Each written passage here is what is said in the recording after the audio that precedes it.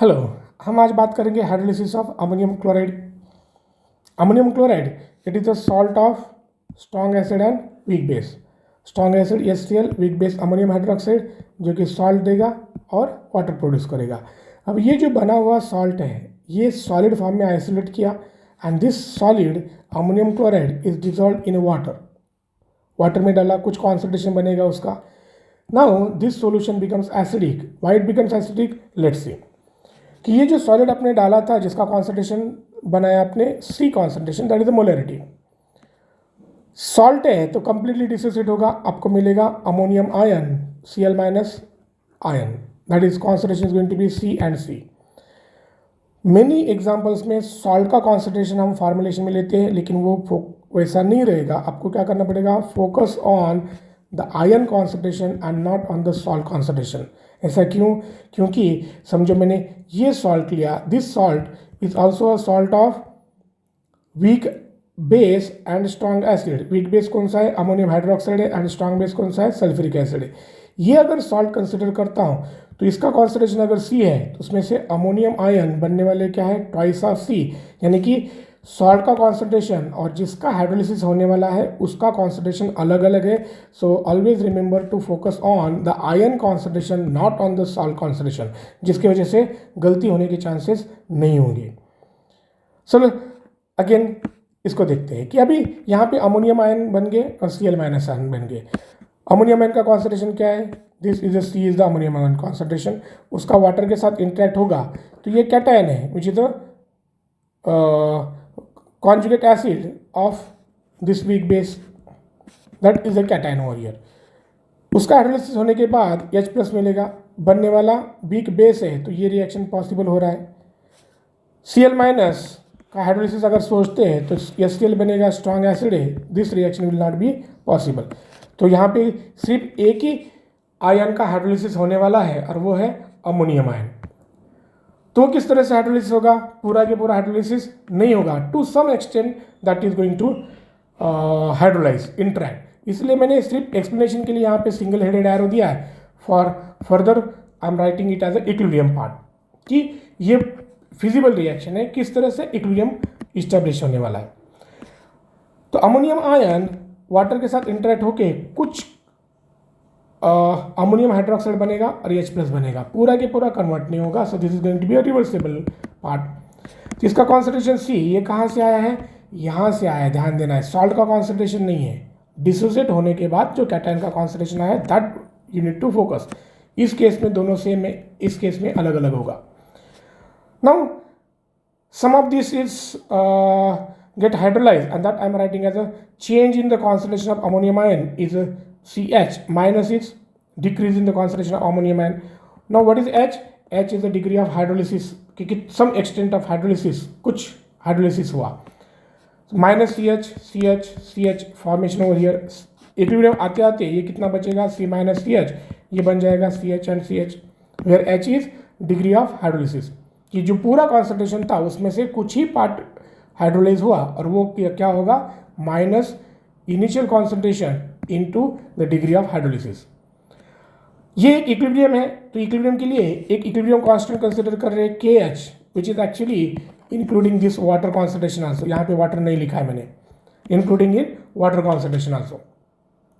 तो KH क्या होगा, KH is going to be ammonium hydroxide into H plus concentration divided by ammonium concentration. So you can write this KH as CH square minus CH square upon 1 minus H. Yeah, KH is equal to the same thing I'm rewriting over here. इस पे focus करते हैं। Now if I multiply this by OH minus and divide by OH minus, should not make any change as mathematically. This much part, if you look at carefully, this much part जो कि मैंने separately यहाँ पे लिखा है, this much part is nothing but 1 upon a Kb. Kb is dissociation constant of weak base ammonium hydroxide. Dissociation constant of, so if I write here ammonium hydroxide dissociate to give NH4 plus and OH minus, इसका dissociation constant Kb कैसे लिखोगे आप, NH4 plus into OH minus divided by NH4OH. So this is a KB, इसका reciprocal ये part आएगा। यहाँ से H plus और OH माइनस सेपरेटली लिखा, so H plus into OH minus it becomes KW 1/KB, ये पार्ट हो गया। So KH that is a hydrolysis constant KH, जैसे आयनेशन कांस्टेंट होता है वैसे ये क्या हो जाएगा, hydrolysis constant KH is equal to KW/KB। तो यहाँ पर ये जो इक्वेशन आया था KH की जगह आप क्या लिख सकते हो, KW/KB is equal to CS² 1 - H। Now if we consider the degree of hydrolysis is very small, that is H is compared to 1 is very small, then this part H can be neglected and considered as 1 - H is equal to 1. Rearranging this equation आपको क्या मिलेगा, CH is equal to root of KH into C, और it will be equal to KW into C/KB, क्योंकि KH की value क्या है, KW/KB है, यहाँ पर भी है। So why I derive this one, because CH this is the concentration of H plus concentration है ना एट इक्विलिब्रियम। तो हमको pH कैलकुलेट करना है, तो we need to know what is the H plus concentration, इसलिए इसको डिराइव किया गया है CH के फॉर्म में। सो दिस इक्वेशन को C से मल्टीप्लाई किया, it become KSC and root ले लिया, you will get this two equations. So H plus concentration is equal to CH or is equal to root of KH into C or is equal to root of KW into C/KB। इनको अलग अलग लिखेंगे तो pH क्या हो जाएगा, pH will be minus log of CH or it is going to be minus log of this term which modifies this to give half of pKh minus log C, where pKh is nothing but minus log of KH.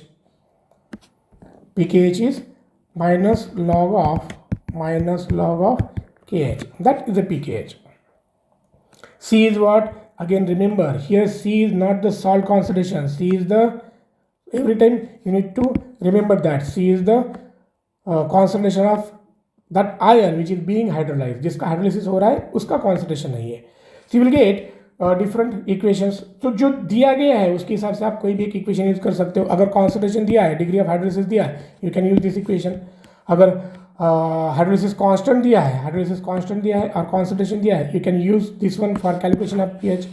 अगर आपको KW पता है, C is given and KB is given, you can use this equation for a calculation of pH. Depend upon what are the values provided, आप इस तरह से pH calculate कर सकते हैं। Now the question is when to neglect H in 1 - H। मैंने तो यहाँ कंसिडर कर लिया है कि 1 - H में से H को निगलेक्ट करके 1 कंसिडर किया है। So when to neglect this one? Now this is similar to what we have studied in the weak acid concept, कि अगर KH/C if it is less than a 2.63 into 10⁻³ then H, which is the degree of dissociation, is about a 0.05. In that term you can consider 1 - H as only one, that is H from 1 - H can be neglected। तो आपको इसका calculation करना है कि अगर ये इससे छोटा आ रहा है तो आप H उसमें से निगलेक्ट कर सकते हैं, या आपको अगर इसकी वैल्यू दी है तो compare the same thing, H can be neglected on this two terms. अगर H निगलेक्ट नहीं करते तो क्या करना पड़ता, इफ नॉट निगलेक्टेड तो KH will be equal to CH² 1 - H, ये आपके अवेलेबल है। Multiplying both side by C, so this is becoming CH², दोनों साइड से मल्टीप्लाई किया C से, you will get this equation. Rearranging this equation you will get H plus square, where H plus is nothing but a CH, H plus square plus KH into H plus concentration minus KH into C. This is a quadratic equation. Quadratic equation में से H plus का concentration find out करना है, minus of KH plus, minus term नहीं लेंगे क्योंकि negative H plus concentration नहीं होगा, so this is going to be a positive over here. So this based on quadratic equation you can calculate H plus. Now KH is equal to KW/KB। तो ये जो equation दिया गया है वो change हो सकता है और वो KB और KW के टर्म में इस तरह से लिखा जाएगा, where I am replacing KH by KW/KB। वो रिप्लेस करते हैं तो आपको क्या मिलेगा, H प्लस का कॉन्सेंट्रेशन इस तरह से कैलकुलेट किया जाएगा। तो डिपेंडिंग अपॉन क्या दिया गया है, अगर KH और C दिया गया है तो यू यूज दिस वन, अगर KW एंड KB दिया गया है तो यू यूज दिस वन। ना एडिशनली आपको जो क्वेश्चन पूछे गए हैं जनरली अमोनियम क्लोराइड है उससे रिलेटेड है, जिसका पीकेबी कितना है 4.75। तो के बी की अगर बात करेंगे तो के बी लगभग 1.8 इंटू 10⁻⁵ के बराबर है। इस सभी केसेस में ये जो है ना, इस केसेस में H is neglected for all concentration up to 10⁻⁷, यानी कि 1 मोलार अगर है या उससे लेके 10⁻⁷ तक आप H जो है इस एग्जाम्पल के लिए निगलेक्ट कर सकते हैं, जो ज़्यादा से ज़्यादा पूछा गया है। लेकिन इसके साथ एडिशनली क्या याद रखना है कि आगे अगर ये एग्जाम्पल नहीं है, इसके अलावा कुछ और है, तो किस तरह से याद रखना है। फॉर डाइल्यूट सॉल्ट सॉल्यूशन अगर के बी 10⁻⁵ के रेंज में है तो कैटायन का कॉन्सेंट्रेशन क्या होना चाहिए 10⁻³ से अगर कम है, you need to consider the H+ from water. K B 10⁻⁵ दिया गया है और कैटायन का कॉन्सेंट्रेशन अगर -10⁻³ से कम हो रहा है तो आपको क्या करना पड़ेगा, H+ फ्रॉम वाटर कंसिडर करना पड़ेगा। यानी कि आप जो लिखते थे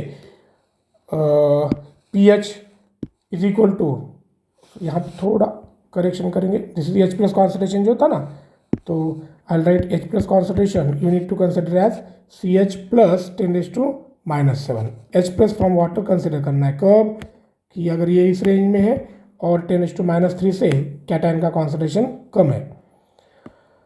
what is the cation actually, it is the conjugate acid of a weak base जो कि इसमें इन्वॉल्व हुआ है ना। इसके अलावा अगर कुछ और आता है, for salt involving weak base with Kb greater than 10⁻⁵, need to use a quadratic equation for all concentration and H+ from water based on the dilution। Dilution कितना है उसके हिसाब से H+ का कॉन्सेंट्रेशन डिटरमाइन करना है, which is much complicated equations and which is out of your syllabus. तो ध्यान देना है कि H+ का कॉन्सेंट्रेशन फार्मूला बेस्ड क्वेश्चंस रहेंगे। फार्मूला बेस्ड क्वेश्चंस होने के बावजूद भी आपके जनरली इस टाइप के क्वेश्चन है तो जहाँ पे 1 - H क्या होगा, निगलेक्ट कर सकते हैं। In any condition if you come across you have to solve this one.